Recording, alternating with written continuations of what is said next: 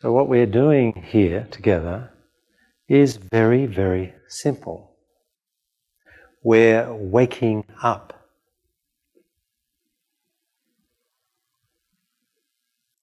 We're waking up out of our dream. Which means that we're liberating ourselves from the world of the human thinking mind that never stops thinking. Anybody ever noticed that? The mind just keeps thinking, pulling you somewhere into your past or somewhere into your future. That's what thought does. All thought takes you out of the present moment into the past or future. And to the extent that you believe in that world of the past and future, the world of your mind, the world of your thoughts, the world of your opinions and concepts and ideas, all of that, to the extent that you believe in all of that, then you are lost in illusion. You are lost in your dream. The dream, or Maya as the Hindus might call it, the dream is actually anything outside of this moment. That's the dream. How do you have access to anything about yourself or about your life outside of this moment other than through thinking your way outside of this moment? Through thought, through memory, through imagination. You leave the truth of life, which is this moment, and you go off into this illusory world of past and future. It's actually quite amazing that we can do that. It's amazing that we can. The problem is that we've all gotten so absorbed into this past and future world of the mind and thought and concept and memory and idea and opinion. We've gotten so absorbed into it that we've actually disconnected from the truth of life, which is revealed to us only when we become very, very deeply present.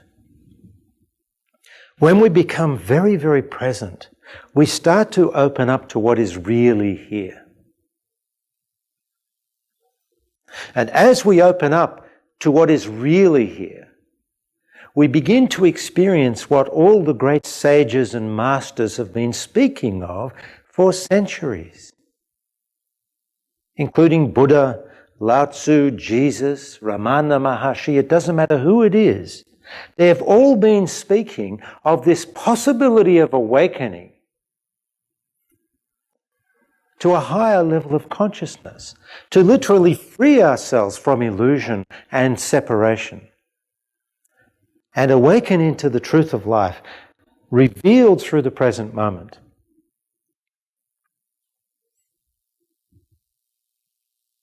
And as we become more and more present,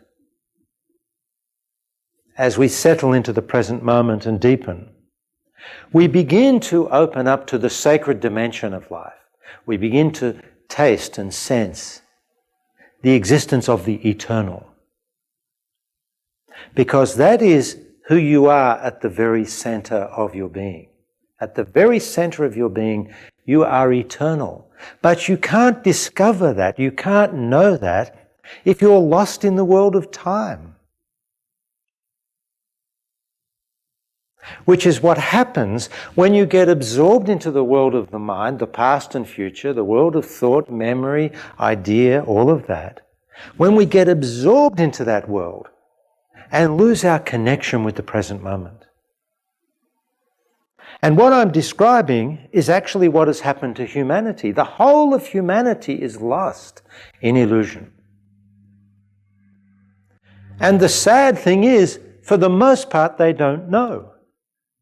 And for the most part, they don't care. And even those on a spiritual path will sooner or later have to confront a very stark truth.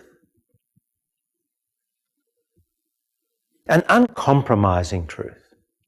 And that uncompromising truth is that in truth, there is no life outside of this moment.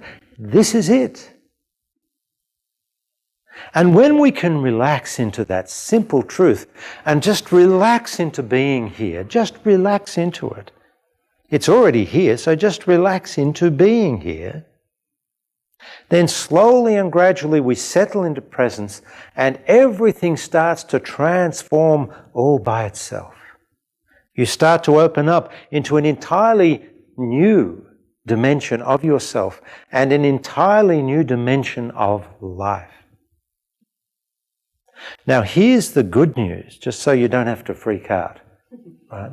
The good news is, just because you're opening into the truth of life, just because you're relaxing and deepening into presence and awakening out of illusion, awakening out of the dream, it doesn't mean the dream has to go away.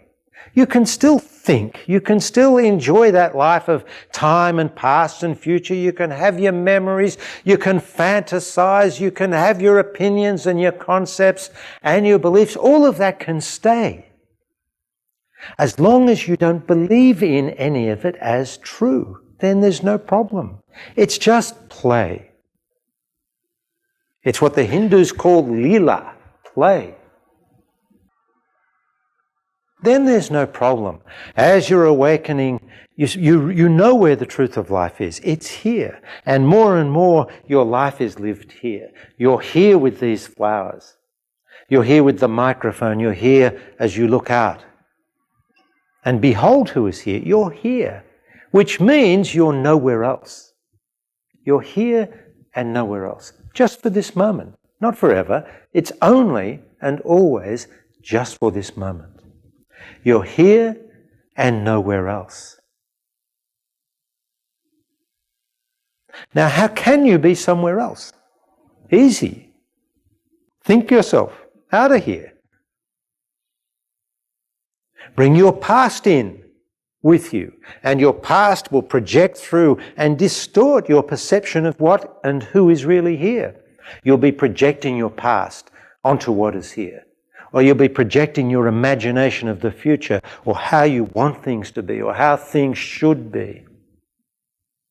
You'll be projecting all those painful emotional wounds from childhood onto the present. You'll be projecting the limiting beliefs that we all acquired in childhood onto the present, if you're not here. But if you're present, really present, then you're here and you're nowhere else. That's what it means to be awake. You're here and you're nowhere else, which is a very generous state of being. How generous must you be to be utterly here and available to what is here? How generous are you in that state? It is a state of extreme generosity where you're saying, I am here. Whether you're saying it to the flowers and being utterly present with the flowers, or whether you're saying it to the beloved friend, it doesn't matter. I am here, and I'm nowhere else. I'm not bringing my past and projecting it onto you. I'm not escaping into my fantasy about the future and leaving you. No, I'm here. That's what it means to be awake. And then you start to encounter others who are here.